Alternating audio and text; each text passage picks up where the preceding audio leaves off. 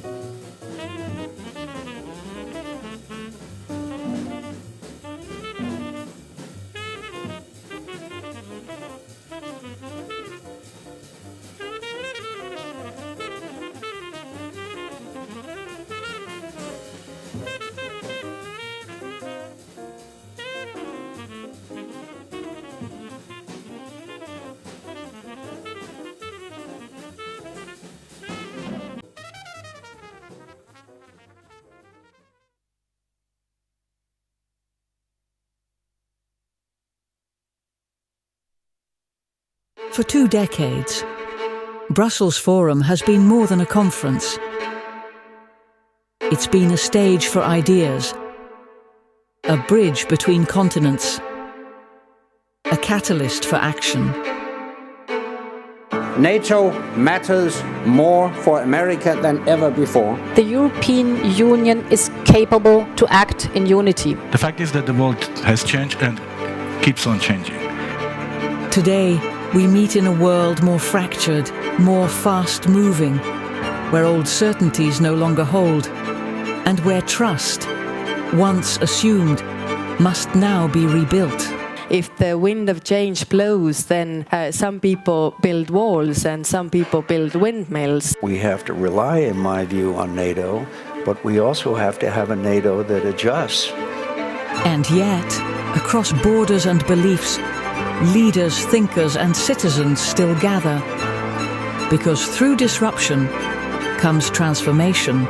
Through dialogue comes direction. Over the next 2 days, this room becomes a forum for the future, for fresh ideas, bold partnerships, and the enduring power of the transatlantic bond.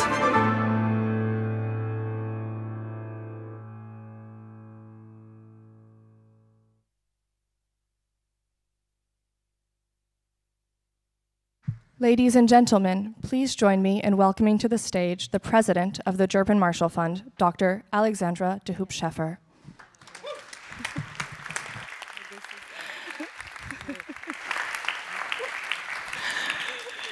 Thank you. Thank you very much. Good afternoon, everyone. It's an honor to welcome you all to the 20th edition of Brussels Forum. As the new president of the German Marshall Fund of the United States, I join you at a time of both challenges and opportunities for the transatlantic relationship.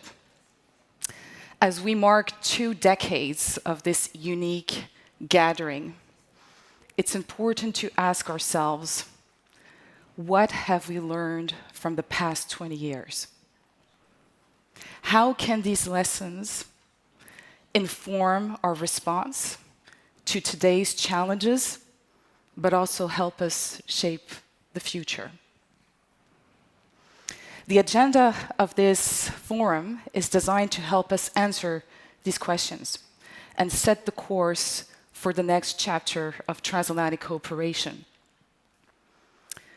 Over the past 20 years, we have learned that our partnership is strongest when we are honest about our differences,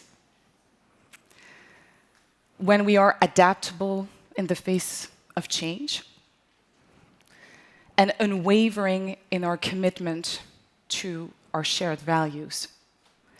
We have also seen that democracy, prosperity, security are not guaranteed.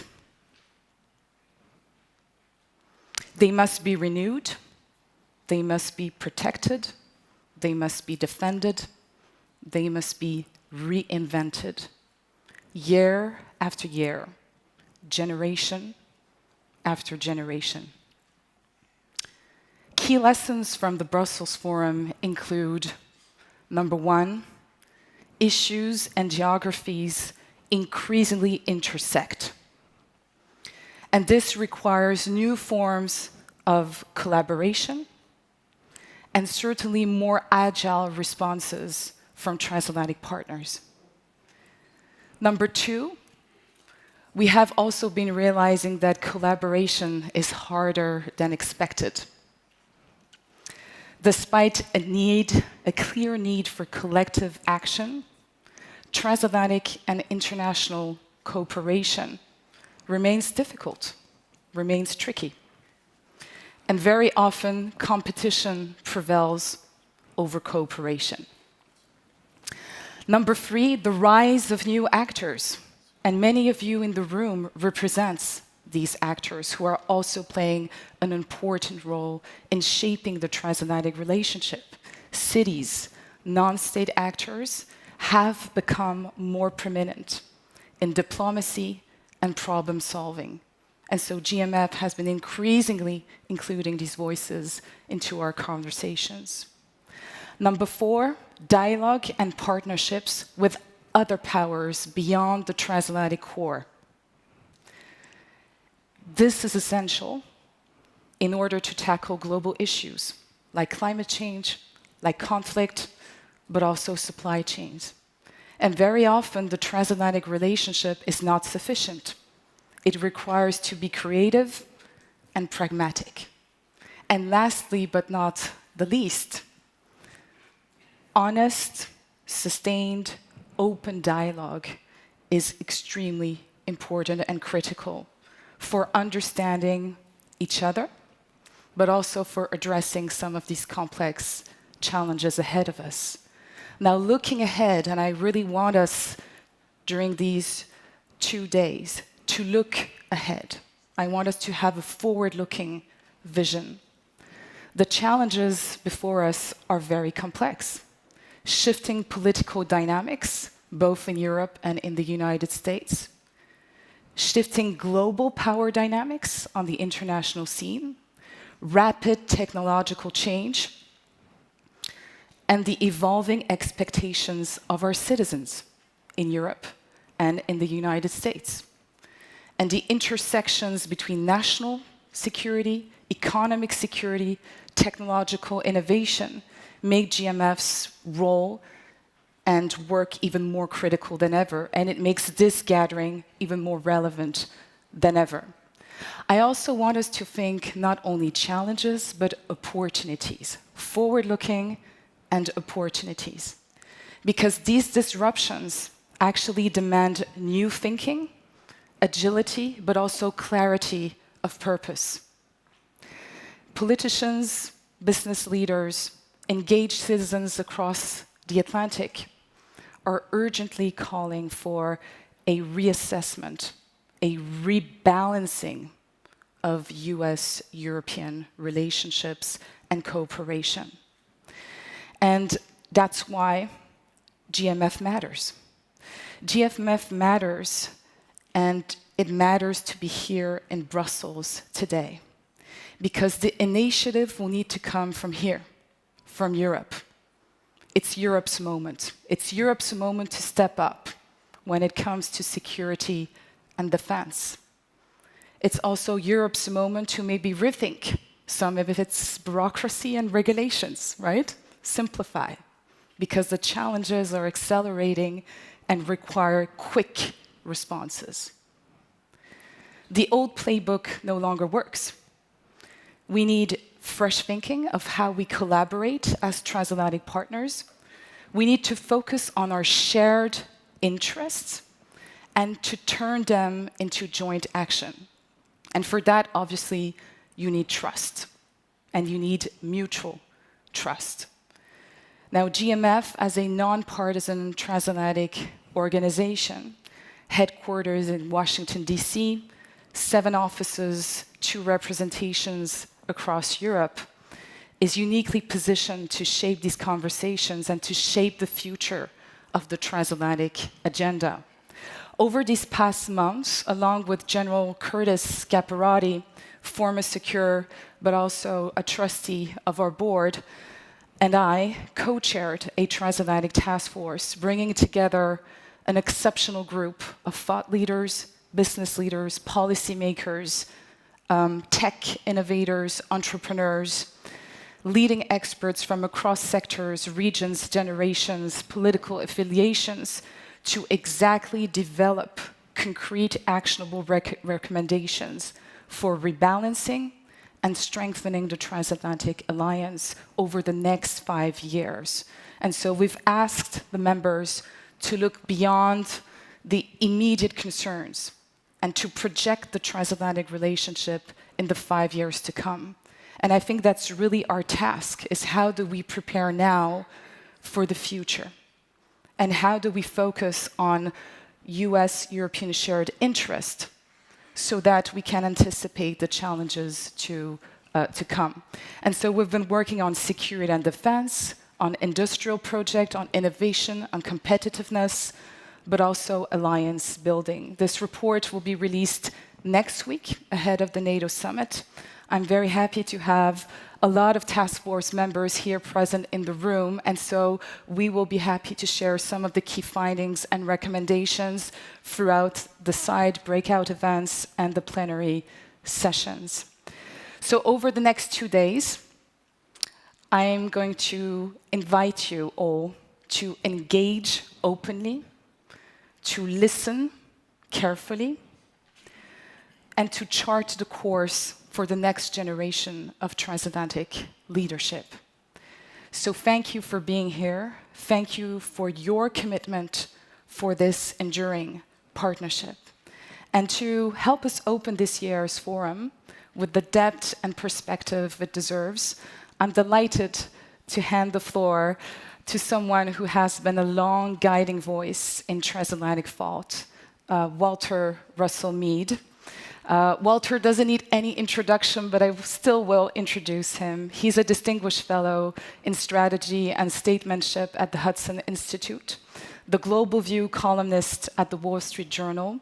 He's a professor of strategy and statecraft at the University of Florida, and his work has shaped how we understand US foreign policy, global power dynamics, and he has been one of the most influential analysts of the Trump era, often helping us make sense of the transformation we are witnessing in the US and in the world today. So we're very, very honored to have you with us, Walter. Walter, the floor is yours. And again, thank you for being here with us. Thank you. Thank you. Thank you.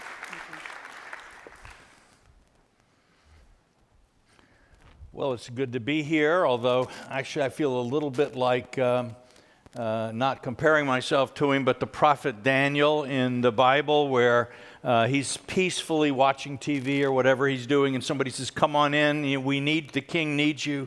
He goes in, and the moving finger has written on the wall where the Babylonians are feasting, "Mene, mene, tekel, upharsin," sen, and they want him to interpret it. And the interpretation relationship and world order at a time like today, where things that we've been worried about for decades are coming to fruition, where we are still moving more slowly than our troubles are advancing toward us. If I wanted to be really dramatic, I would say that on the day of judgment, Neville Chamberlain will rise up and condemn this generation, because he, at least in 1938 at Munich, accelerated British rearmament. In 2014, we did nothing with Putin. 2008, we did nothing. Future generations will curse the names of the people who have been leading the United States and Europe in the last 30 years for willful blindness. What we are now looking at, it strikes me, is a war of European succession in the region. That is, as the U.S. has removed itself to some degree from the affairs of this part of the world, not completely, but to some degree, and the Europeans have sort of not managed to figure out how to fill the void, we've seen Putin in Ukraine is nibbling. A vacuum has formed. Nature abhors a vacuum. So Putin is moving in Ukraine, but he's also moving in Africa, where with the collapse of European influence and the withdrawal of the United States has opened a path. So the future in Africa today, an area where once European influence was dominant, we can argue about whether that was a good thing or a bad thing, is now a contest between Russia, China, Turkey, the UAE, and other countries of this kind who are moving into space where Europeans were once leading the way. Same, obviously, in Ukraine. The space of peace around the European Union is shrinking. We see Turkey today in Syria, and I think soon in Lebanon, replacing European influence in the Levant. Ask yourself what it might look like in 10 years or 5 years or less in Cyprus, which might become a frontline state in a resurgent Turkish move in the region. Russia is clearly not going to be content. Even we can think of Donald Trump in Greenland. This is sort of where the vacuum of European power exists. Others are moving to fill that void. We're witnessing, I think, a larger phenomenon, which is that the North Atlantic is no longer the axis of world politics. 5 years ago, it was startling to say that to people, but these days that's increasingly true. And just as when the Atlantic replaced the Mediterranean in the 16th century, this caused problems for Venice and Genoa, so the shift in world politics toward the Indo-Pacific and away from the North Atlantic is causing various problems for Europeans and for Americans. We talk more about the sort of security dimensions of this than we do about the ideological implications, but they are large. And that one of the ways that Europeans and Americans overcame our differences to cooperate during the Cold War and after was to talk about the ideological element of our partnership.